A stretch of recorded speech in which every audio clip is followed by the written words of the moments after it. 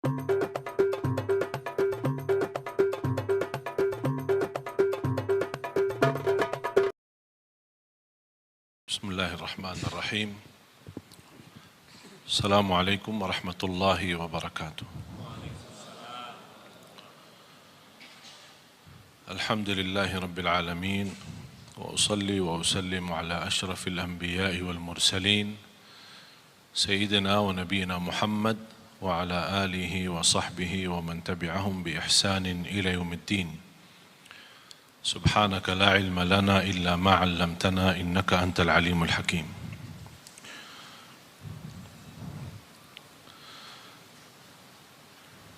Alhamdulillah syukurillah atas izin Allah Subhanahu wa taala kita bisa berduduk bersama di majlis ilmu yang mudah-mudahan menjadi majlis yang bermanfaat untuk kita semua.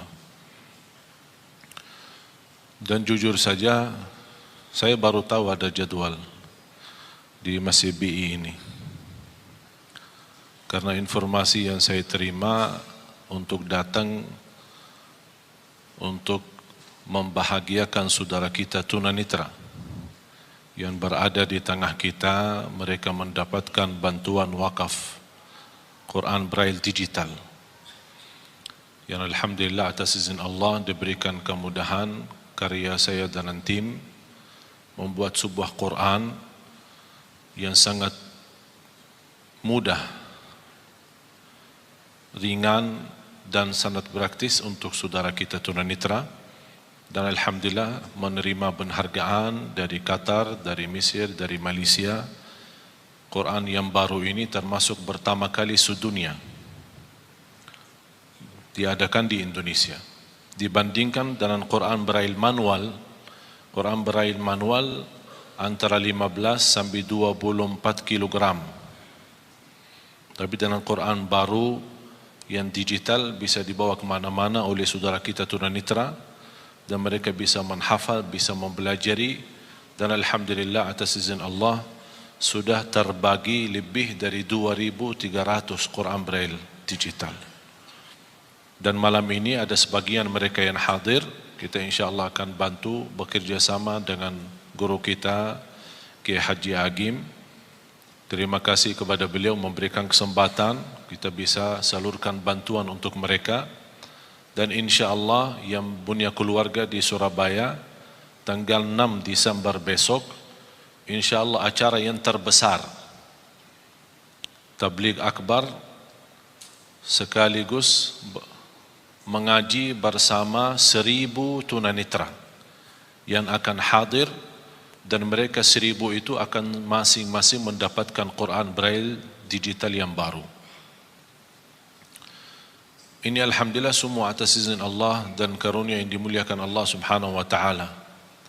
Karena saya memperhatiin tunanetra itu luar biasa, walaupun mereka memiliki keterbatasan, tapi minatnya, semangatnya untuk belajar dan menghafal Al-Qurannya luar biasa.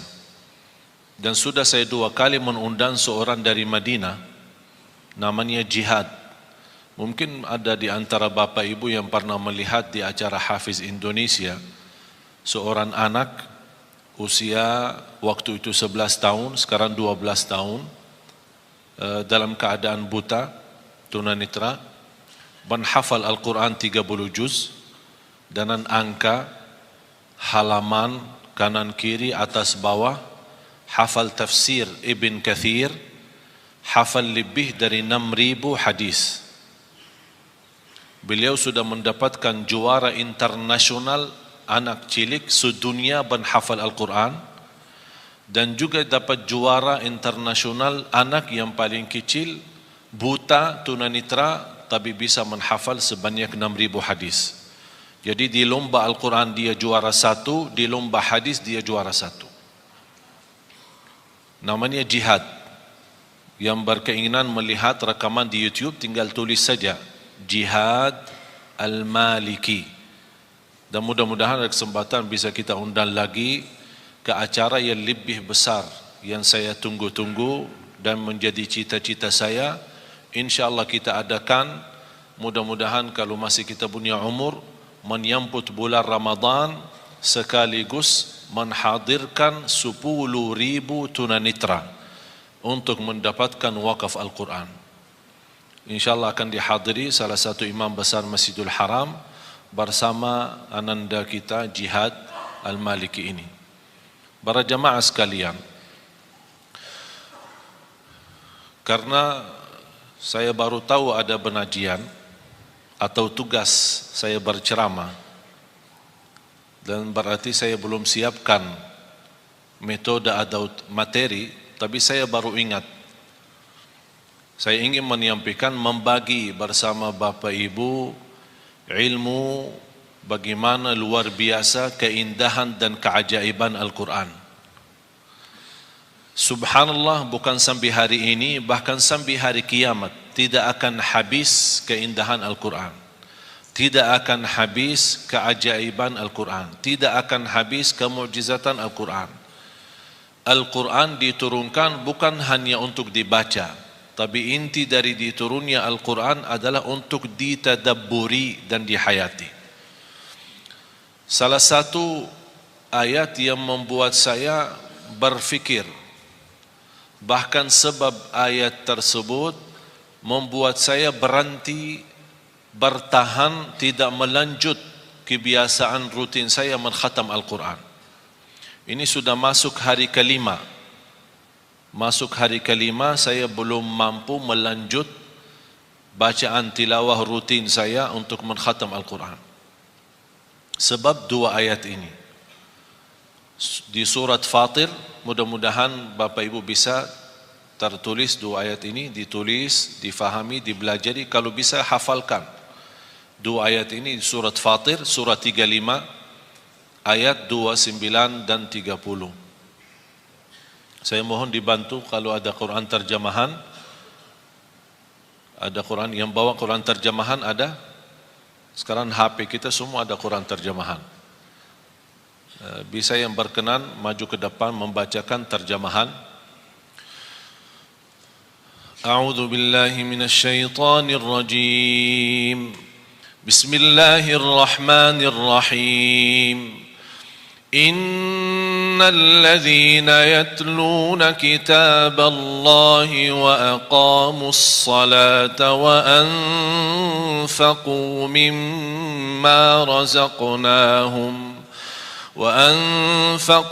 مما رزقناهم سرا وعلانية يرجون تجارة لن تبور ليوفيهم أجورهم ويزيدهم من فضله إنه غفور شكور صدق الله العظيم. Ada yang bawa terjemahan? Bisa dibantu terjemahannya. Saya minta, karena walaupun saya sejak kecil menghafal Al-Quran, tapi subhanallah kadang-kadang ketika membaca, jujur saja jamaah sekalian, belum tentu semua bacaan kita 100% bisa ikhlas. Belum tentu 100% bisa merasa keindahan. Pasti ada satu saat tersentuh sebuah ayat. Di antara kita pasti saya yakin berbeda-beda sukaannya ayat Al-Quran. Bukan berarti tidak suka ayat yang lain, suka. Tapi ada sebuah surah atau sebuah ayat lebih Bapak Ibu menyukai ayat ini daripada yang lain.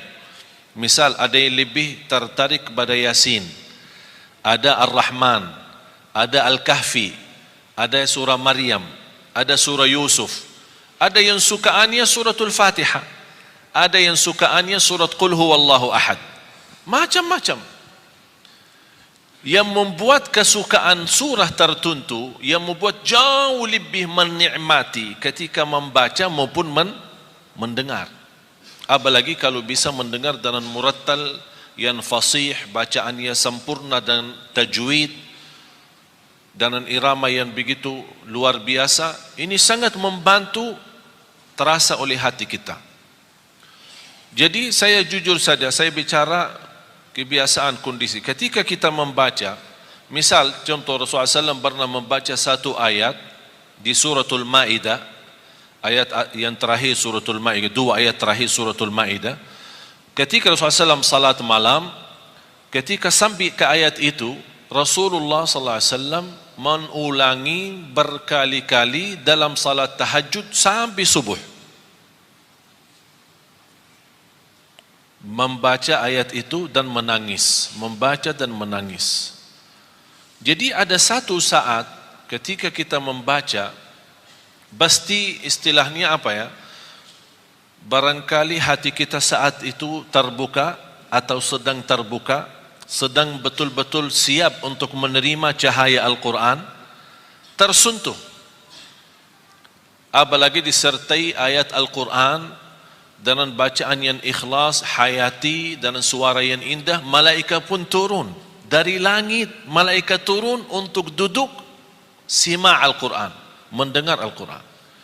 Jadi sebab dua ayat ini ketika saya baca, punya wirid, alhamdulillah kebiasaan setiap bulan 10 kali khatam Al-Quran. Tapi gara-gara dua ayat ini, sekarang sampai saya masuk hari kelima belum bisa lanjut. Karena ada banyak pesan-pesan dari ayat, tapi sayang sekali sebagaimana kata Sayyidina Uthman bin Affan, wallahi law tahurat qulubuna ma syabi'na min kalami rabbina.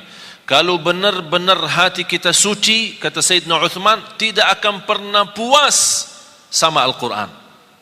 Tidak akan puas. Cuma masalahnya ini, dosa, kotoran hati ini yang membuat kadang-kadang agak berat bersama hubungan kita bersama Al-Quran. Coba kita sama-sama gali. Dan kita setiap titik ayat, kata-kata, apalagi kalau ayat itu ada Asmaul Husna, Aliyun Azim, Azizun Hakim, Ghafurur Rahim, Ghafurun Syakur, itu tidak main-main.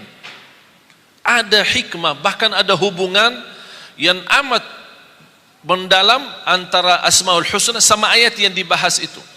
Seperti Subhanalladzi asra bi'abdihi laylan minal masjidil harami ilal masjidil aqsa alladzi barakna hawlahu linuriyahu min ayatina innahu huwa as-sami'ul basir. Saya tertarik, kok kenapa ada Sami'un Basir? Padahal peristiwa Isra Mi'raj peristiwa yang dahsyat. Fantasnya dari segi bahasa, saya bicara bahasa. Dari segi bahasa, fantasnya innallaha ala kulli syai'in qadir. Karena ini memang hanya dalam kekuasaan Allah. Tidak akan masuk akal manusia. Kalau kita bukan beriman, mana bisa percaya Isra Mi'raj? Karena ini peristiwa yang dahsyat. Bukan dalam satu malam lagi, sebentar dari waktu malam Rasul bisa berangkat ke tanah suci di sana Masjidul Aqsa dan menimami para nabi dan rasul seluruhnya. 312.000 para nabi dan rasul, mereka semua berkumpul di sana. Mereka menghadiri, ikut imam Rasul SAW. Begitu selesai Rasul SAW, mereka kan sudah meninggal. Ini kan di luar kemampuan fikiran kita. Bagaimana Allah kumpulkan mereka? 312 rasul dan 24.000 nabi semua berkumpul untuk bertemu dengan Rasulullah SAW, berbaiat sama Rasul, dan mereka menyaksikan Rasulullah SAW adalah nabi yang terakhir dan nabi yang mulia. Baru Rasulullah SAW selesai salat, naik ke langit, tumbus sampai 7 lapisan langit, terima perintah salat, kemudian turun. Di berbagai macam riwayah disebutkan, di antara salah satu riwayah, tempat tidur Rasulullah masih hangat. Kalau kita bangun tidur kan masih hangat kan? Sambil mandi gimana tempat tidur? Sudah dingin kan? Begitu Rasulullah SAW bisa ke Masjidul Aqsa, bisa ke langit yang ketujuh, bertemu Allah, dan turun lagi, tapi tempat tidurnya masih hangat. Berarti ini apa? Ini kekuasaan yang dahsyat, hanya yang dimiliki hanya Allah Subhanahu wa taala. Jadi kata innahu ala kulli syai'in qadir, hanya Allah yang maha kuasa atas segala sesuatu. Tapi kenapa innahu di ayat ini, innahu huwas sami'ul basir, ada hikmah. Seperti juga ayat yang kita akan belajari, innahu ghafurun syakur. Tidak ada main-main dalam ucapan ayat Al-Quran, apalagi yang terkait dengan Asmaul Husna. Coba silahkan. Sesungguhnya orang-orang yang selalu membaca kitab Allah, Al-Quran, dan melaksanakan sholat. Selalu, orang-orang yang selalu, ini sifat mereka. Saya cuma ingin hubungkan antara sifat mereka, apa hubungannya dengan Asmaul Husna di ayat terakhir, innahu ghafurun syakur. Di antara sifat mereka selalu membaca Al-Quran. Kalau yang selalu membaca Al-Quran bukan dinamakan qari, bukan dinamakan orang suka baca, tapi yang dinamakan orang selalu baca Al-Quran itu tilawatul Quran. Tilawatul Quran berarti itu orang yang betul selalu membaca Al-Quran. Nanti di hari kiamat orang yang suka selalu baca Al-Quran dipanggil hari kiamat, iqra warqa warattil kama kunta turattilu fid dunya. Bacalah, naiklah, karena setiap kita baca akan naik posisi kita di dalam surga. Bahkan kata Rasulullah SAW, di dalam hadis itu disebutkan warattil, tertillah sebagaimana kamu tertil di dunia. Tilawah. Innal ladzina yatluna kitab Allah. Sampai di dalam bahasa ayat itu yatluna, mereka yang selalu membaca kitabullah. Ini sifat pertama. Terus dan melaksanakan sholat dan menginfakkan sebagian rezeki. Selalu kalau ada bahasan salat tidak ada kerjakan salat, tapi selalu ada mendirikan salat. Iqamus salat wa aqimus salat. Iqamatus, kata iqama, aqimu, ini semua bahasa mendirikan salat. Saya tidak akan teliti satu-satu karena mohon maaf kalau saya mau bahas dua ayat ini mungkin sampai malam tidak cukup. Karena dua ayat ini membuat saya berhenti, bahkan saya suka membaca dua ayat ini. Habis Allah bukakan hidayah, berkali-kali sunnah qabliyah ba'diyah, saya selalu ulang dua ayat ini. Walaupun sudah hafal, tapi namanya kadang-kadang terbuka hati kepada sebuah ayat atau sebuah pesan dari Allah yang ingin disampaikan. Jadi sifat mereka adalah yang mengerjakan tilawah, selalu baca Al-Quran. Yang kedua mendirikan salat. Ini bahasa salat itu perlu panjang lebar kita bahas, mendalami. Yang ketiga, dan menginfakkan sebagian rezeki yang kami anugerahkan kepadanya. Subhanallah. Selalu kalau kita perhatiin, wa anfaqu mimma. Di suratul Baqarah, alladzina yu'minuna bil ghaibi wa yuqimuna as-salata. Terus, wa mimma. Dalam bahasa bacaannya pun namanya huruf kecil atau huruf tarqiq, tidak boleh dibaca wa mimma, wa mimma. Menurut saya cara Allah menyampaikan kepada kita memanjahi kita. Allah memanjahi kita, tawaran yang memanjahi kita. Bagaimana Allah memanjahi kita? Wa mimma, anugerah yang Allah berikan, rezeki yang begitu banyak, Allah tidak minta semuanya, tapi wa mimma, sedikit. Wa mimma razaqnahum yunfiqun. Tapi apa yang diinginkan oleh mereka ketika mereka berkenan menginfakkan sebagian harta yang Allah anugerahkan kepada mereka secara diam-diam maupun terang-terangan, mereka ingin terus? Mereka itu mengharapkan perdagangan yang tidak akan rugi. Ada yang punya jaminan bisnis apapun di dunia ini tidak akan rugi? Ada yang bisa punya jaminan? Allah tawarkan sebuah usaha tidak akan merugi. Itu namanya bisnis sama Allah. Tidak akan merugi, terjamin. Jangan khawatir rugi. Dan yang tiga, selalu baca Al-Quran, mendirikan salat, infakkan sebagian rizki. Dan saya ingin hubungkan, karena waktunya singkat, saya ingin hubungkan antara tiga hal ini dengan innahu ghafurun syakur. Terus? Agar Allah menyempurnakan pahalanya kepada mereka dan menambah karunia-Nya. Allah bukan hanya berkata usaha ini, bisnis ini, berdagangan ini tidak akan merugi, tapi Allah menambah supaya kita lebih yakin. Allah janji liyuwaffiyahum ujurahum, akan sempurnakan pahala.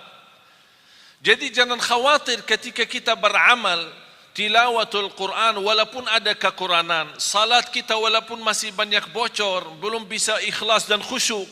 Jangan khawatir, Allah sudah janji akan Allah sempurnakan pahalanya. Jadi jangan salah Allah hitungkan pahala. Yang penting kita fokuskan hitungkan dosa-dosa kita. Soal pahala, Allah sudah menjaminkan sempurna. Hanya cukup itu saja. Allah masih menjanjikan hal lagi supaya kita lebih mantap keyakinan kita terhadap janji Allah. Karena manusia sekarang lebih yakin kepada janji manusia daripada janji Allah. Terus apa yang Allah janjikan? Kepada mereka dan menambah karunia-Nya. Sungguh Allah Maha Pengampun, Maha Mensyukuri. Dan menambah karunia-Nya. Di sini apa karunia? Allah sebutkan? Allah tidak sebutkan. Ada sebuah istilah dalam bahasa tafsir, kata ulama, kalau Allah menjanjikan sesuatu, tapi Allah sembunyikan, tidak sebutkan, seperti kata ini, Allah menjanjikan sempurna pahala dan menambah karunia. Di sini karunia tidak disebutkan. Karunia apa? Kata ulama, itu namanya akan Allah memberikan kekaruniaan yang tidak ada batas. Yang jelas, karunia tersebut akan pasti menenangkan hati. Sebagaimana janji Allah di surat As-Sajdah. Saya sambungkan ayat ini dalam surat As-Sajdah ayat 16. فَلَا تَعْلَمُ نَفْسٌ مَا أُخْفِيَ لَهُم مِّن قُرَّةِ أَعْيُنٍ جَزَاءً بِمَا كَانُوا يَعْمَلُونَ. Tidak ada jiwa pun yang bisa tahu apa yang telah dirahasiakan, disembunyikan oleh Allah dari karunia-karunia yang akan menenangkan hati. Itu kata siapa? Allah. Yang jelas akan menenangkan hati. Mengapa ada bahasa yang akan menenangkan hati? Karena keinginan kita beda-beda. Ada orang diberikan mobil, belum tentu hatinya nyaman. Ya, terima kasih saya dapat mobil. Tapi dia punya keinginan yang lain. Ada sesuatu, barangkali sesuatu kecil, tidak begitu besar, tapi begitu dia terima, dia merasa bahagia, hatinya luar biasa. Itulah Allah membagi bahasa akan menenangkan hati karunia itu. Kenapa ya Allah? Jazaa'an bima kanu ya'malun, itu balasan Allah terhadap apa yang kalian telah kerjakan. Berarti apa yang kita kerjakan Allah balas.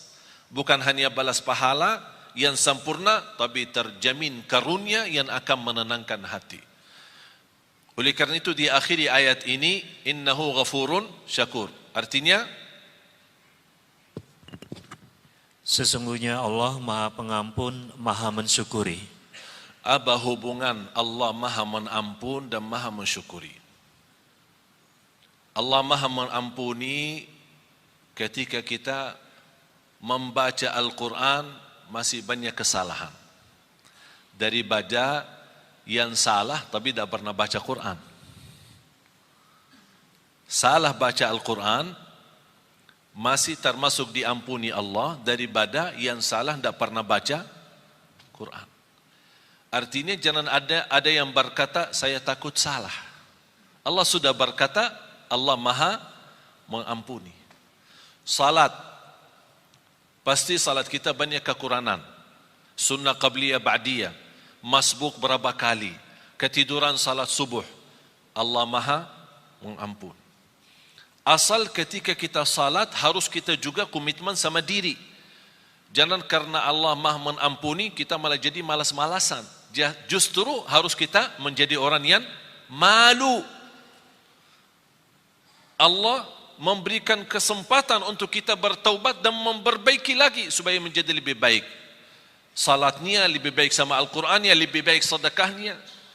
Termasuk kata sedekah, apa urusan sedekah sama Allah Maha Mengampuni? Pasti dalam memberikan sedekah kita, tidak akan terlepas daripada sifat bangga. Merasa diri, oh saya bersedekah, itu ini orang lebih kaya tapi tidak pernah bersedekah. Namanya kan hati, perasaan. Ada ucapan-ucapan, barangkali kita tidak pernah ucapkan lidah, tapi perasaannya yang ucapkan, hati yang ucapkan. Allah menampuni dosa itu. Terus syakur. Innahu ghafurun syakur. Saya ingin Bapak Ibu tolong kalau bisa belajari hafal dua ayat ini. Surah Fatir, surah 35 ayat 29 dan 30. Dua ayat saja. Belajari, dalami, kalau bisa hafal. Luar biasa manfaat dan dahsyatnya. Memberikan keyakinan yang luar biasa. Syakur. Apa hubungan syakur sama tilawatul Quran, baca Quran, sama mendirikan salat, sama sedekah? Pertama harus kita sepakati apa arti syakur. Ayo, apa arti syakur? Syakur kan Asmaul Husna, salah satu nama Allah. Kalau di bahasa Indonesia kan syakur itu yang maha mensyukuri. Tapi masih belum pas. Dan selalu saya sampaikan ke jamaah, belum ada dan tidak akan ada. Belum ada dan tidak akan ada bahasa yang mampu kupas isi Al-Quran selain bahasa Arab. Bahasa Inggris, bahasa Indonesia, bahasa Melayu, bahasa apapun, hanya kemampuannya terjemah saja. Isinya lebih dalam, lebih terlihat. Mutiara-mutiaranya, keindahannya, tidak ada bahasa yang bisa. Hanya bahasa Arab. Ketika saya membaca innahu ghafurun syakur, saya faham apa maksudnya syakur di sini dibandingkan dengan amalan yang Allah sebutkan sebelumnya. Syakur dalam bahasa Arab, tolong hafal.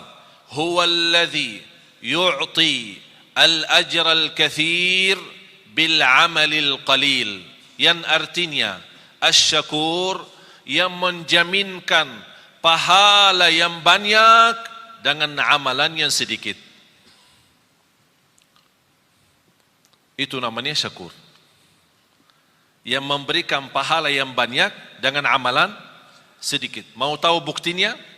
Salat kita berapa waktu? Salat kita berapa waktu? 5. Allah berikan pahala berapa? Tahu enggak pahala salat? 50.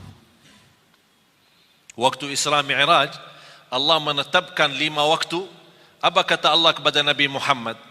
Kepada umatmu saya perintah 5 waktu dikerjakan, tapi pahalanya 50.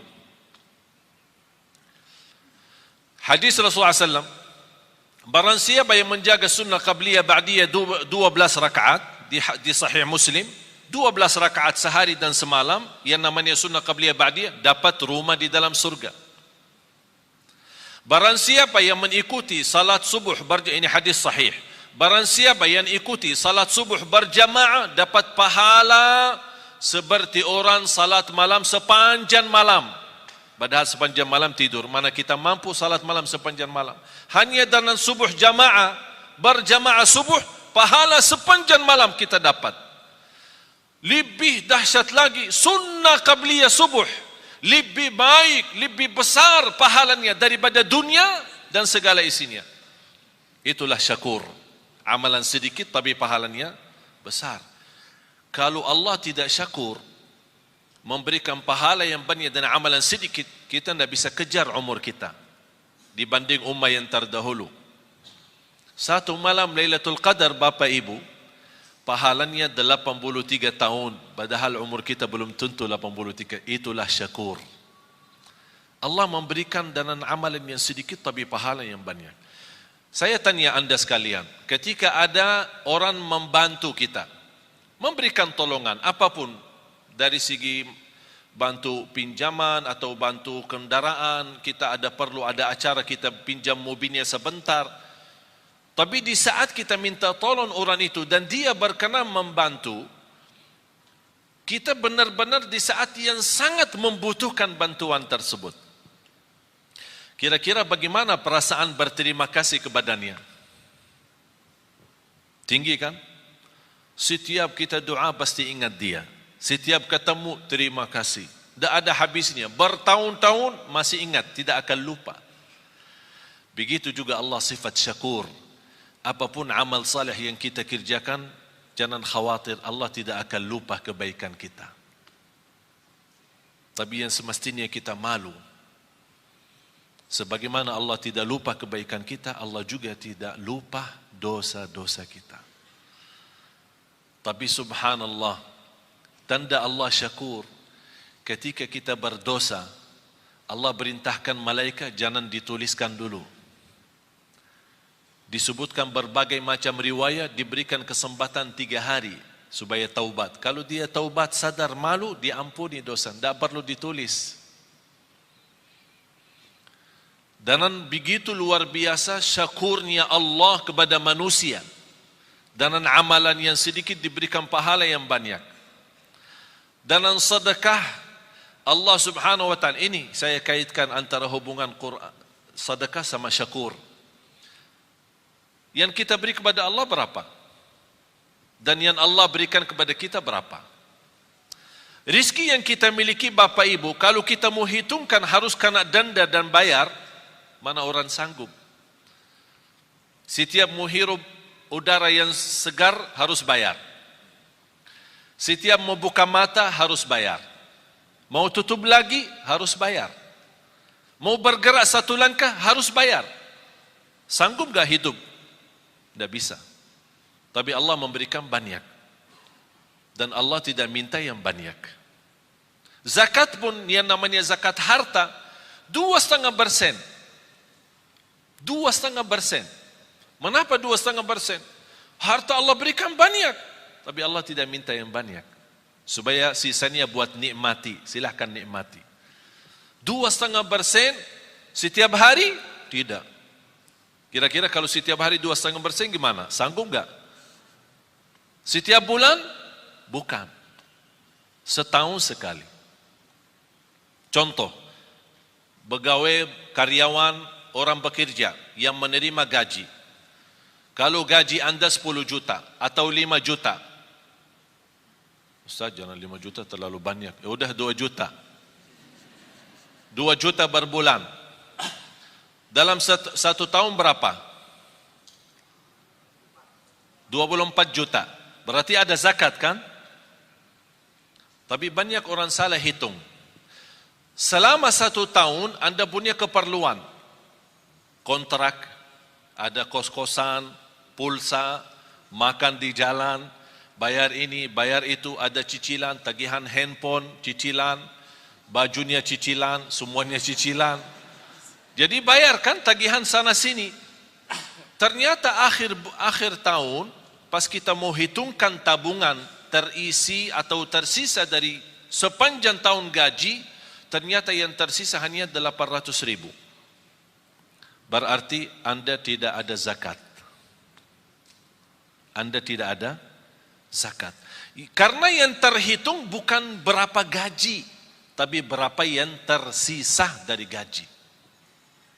Faham Bapak Ibu? Tapi kalau bersedekah bebas.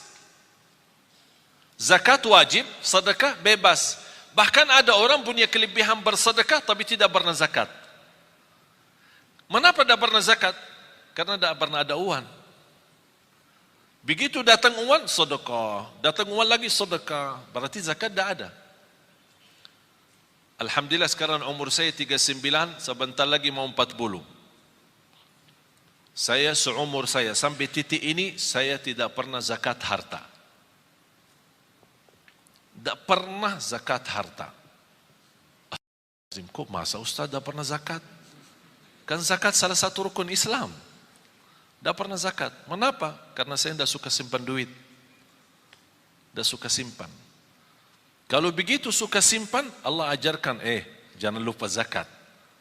Supaya Allah biasakan manusia jangan suka simpan duit. Jangan terlalu cinta dunia. Kalau sudah duit terkumpul, begitu mulai kurang angka-angkanya, mulai pusing, sakit. Yang awal-awalnya 50 juta, banyak nolnya, begitu kurang nol, ini nolnya kemana ini? Ternyata nol berharga. Allah menajarkan supaya kita jangan terbiasa cinta nol itu. Supaya mudah membagi. Banyak yang Allah janjikan. Oleh karena itu, titipan yang Allah berikan itu pun Allah tidak perintahkan harus keluarkan semua. Hanya sebagian. Karena Allah syakur, akan Allah berterima kasih kepada anda yang berkenan menwakafkan, berkenan membantu, berkenan mensedekahkan di jalan Allah. Bagaimana tanda Allah berterima kasih kepada kita? Akan Allah berikan kelebihan dan karunia yang Allah sudah janjikan dalam ayat itu. Karunia-karunia yang tidak pernah diduga. Bisa karunia keturunan, bisa karunia menghafal Al-Quran. Ada orang dan Masya Allah rajin sedekah. Saya punya ibu saya orang awam. Bukan ulama, bukan ustazah. Awam. Bahkan termasuk buta huruf, dah bisa baca Quran. Baru saja mulai baca. Bagaimana dia bisa memiliki anak 12? Termasuk saya. 12 bersaudara, 9 laki-laki, 3 perempuan. Di antara 12, 10 menghafal Al-Quran 30 juz, bukan juz 30. Soalnya mohon maaf, kalau di Indonesia bilang hafiz, banyak orang bilang hafiz. Tapi hafiz cuma juz amma, juz 30. Sudah dianggap diri hafiz. Kalau gelar hafiz kita di Madinah, kalau orang sebut hafiz, berarti yang dimaksud hafal 30 juz. Karena kemarin dites, ada beberapa saudara kita, para hafiz kita kumpulkan, ada lamaran kerjaan di Qatar, di negara Qatar, mencari imam-imam dan muazzin dari Indonesia. Yang hafal dapat gaji hampir $2,500 US, tempat tinggal, tiket setiap tahun pulang pergi, dan fasilitas kesehatan, anaknya sekolah dan yang lain-lain. Tapi syaratannya hafal 30 juz. Banyak daftar melalui yayasan kami, diberikan kepercayaan, datang mereka daftar, hafal. Semua daftar.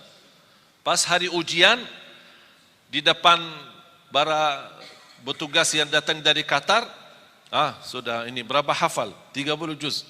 Siap dites? Siap. Tapi mohon boleh enggak dites cuma 5 juz? Astaghfirullahaladzim. Kau daftar 30 juz, kau mau dites 5 juz? Kenapa? 25 yang mana? Hilang.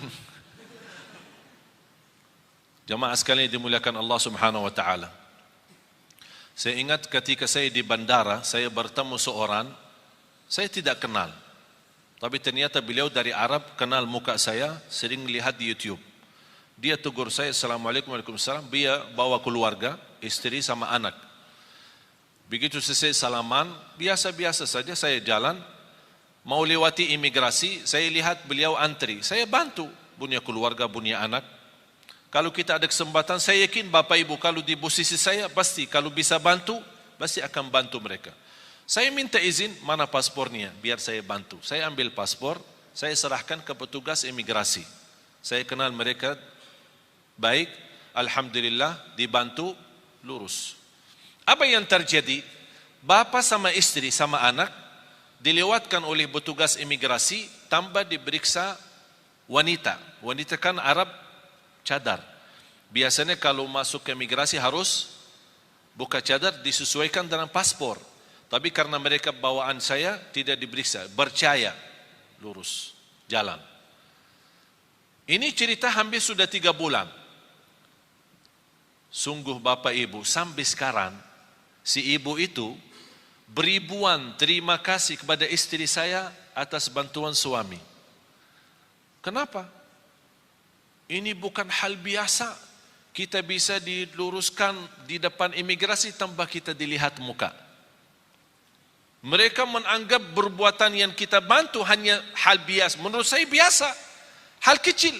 Tapi bagi mereka itu bukan kecil. Begitu luar biasa, setinggi harapan mereka, setinggi perasaan mereka untuk mengucapkan terima kasih. Padahal ini sudah 3 bulan lebih. Allah Subhanahu wa taala Maha besar. lebih tinggi terima kasih Allah kepada manusia ketika berbuat kebaikan. Syaitan paling tidak suka istighfar. Kenapa syaitan tidak suka istighfar? Tahu enggak kenapa? Syaitan bekerja keras pagi, siang, sore, malam untuk menggoda manusia. Terjumus manusia, salah ikut syaitan, berbuat dosa. Begitu dia ingat Allah, astagfirullah, dia nangis malu. Sebab kata istighfar, Allah ampuni dosanya. Apa kata syaitan? Capek deh. Dari pagi sampai malam, aku godain, begitu berhasil, sebentar saja diampuni. Astagfirullah. Allah cinta istighfar. Apalagi istighfar yang mendalam hati. Betul paling dalam. Ucapan ini sederhana, tapi luar biasa. Ingat Bapak Ibu, bagi Allah sebagaimana di ayat ini, innahu ghafurun syakur, bagi Allah soal ampunan dosa sangat mudah. Paling enak, paling enteng, paling ringan bagi Allah ampunan dosa. Allah tidak keberatan mengampuni dosa kita. Wa inni laghaffarun liman taba wa amana wa amila salihan thumma ihtada. Kata Allah Subhanahu wa taala, aku ampuni, aku berkenan ampuni. Tapi bagi siapa? Yang berkenan taubat, yang berkenan istighfar. Oleh karena itu ketika kita bertaubat dan menangis, titisan air mata berharga di sisi Allah. Dari mana kita tahu berharga di sisi Allah? Ternyata Rasulullah SAW bersabda, ainun la tamassahan nar, ainun bakat min khasyatillah. Bisa titisan air mata karena Allah, malu sama Allah, malu karena dosa maksiat, sebab titisan air mata, Allah jamin kita tidak boleh tersentuh oleh neraka Jahannam. Berarti jamaah sekalian, air mata itu tidak main. Apalagi air mata yang menangis karena Allah Subhanahu wa taala. Oleh karena itu kita selalu beristighfar. Mudah-mudahan istighfar kita yang kita selalu membawa menjadi wirid kita sehari-hari kita, membawa ampunan Allah Subhanahu wa taala. Mari sama-sama berdoa, mudah-mudahan apa yang sampaikan, mohon maaf saya tidak bisa lebih mendalam karena ayat ini memang masih banyak rahasia-rahasia dan keilmuan. Mudah-mudahan apa yang saya sampaikan cukup bisa difahami, bisa dimanfaatkan, dan mudah-mudahan ilmu yang sama-sama kita belajari menjadi ilmu bermanfaat. Amin ya rabbal alamin. Bismillahirrahmanirrahim. Alhamdulillahi rabbil alamin.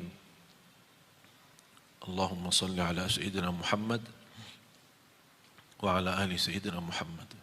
Ya Allah, ya dzal jalal wal ikram, berilah kepada kami petunjuk kepada jalan yang lurus. Hidupkanlah kami dalam keadaan iman, wafatkanlah kami dalam keadaan Islam, akhiri hayat kami dengan husnul khatimah. Ya Allah, jadikan kami senantiasa bersama hamba-hamba-Mu yang salih-salihah. Ya Allah, aku mohon untuk semua yang hadir di saat ini dan selepas acara ini, masing-masing diampuni oleh Allah segala dosanya, disucikan hatinya, dibersihkan jiwanya, diselamatkan setiap langkah-langkahnya.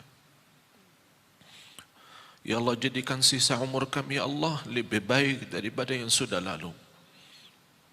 Pimpinlah kami ya Allah agar kami membawa keluarga bahagia, sakinah, mawaddah, rahmah. Keturunan kami anak salih salihah. Ya Allah, yang belum berjodoh berikan ya Allah berjodoh yang menenangkan hati, yang membawa nama baik Islam untuk keluarganya. Birahmatika ya arhamar rahimin. Atas izin-Mu ya Allah, kami sama-sama berkumpul di masjid ini. Ya Allah, atas izin-Mu berilah kepada kami kemuliaan sama-sama jumpa lagi di dalam surgamu ya Allah, di dalam surgamu ya Allah, bersama Nabi Muhammad sallallahu alaihi wasallam. Birahmatika ya arhamar rahimin. Allahumma ighfir lana. Ya Allah, jadikan kami semua ahlul Quran, ahlul Quran, penhafal Al-Quran, berakhlak akhlakul Quran, yang berjiwa-jiwa Al-Quran, yang berjuang untuk Al-Quran, agar kami mampu menjadikan Al-Quran membumi di Indonesia ya Rabbal Alamin. برحمتك يا أرحم الراحمين. ربنا تقبل منا إنك أنت السميع العليم وتب علينا إنك أنت التواب الرحيم. ربنا آتنا في الدنيا حسنة وفي الآخرة حسنة وقنا عذاب النار. وصلى الله على سيدنا ونبينا محمد وعلى آله وصحبه وبارك وسلم والحمد لله رب العالمين.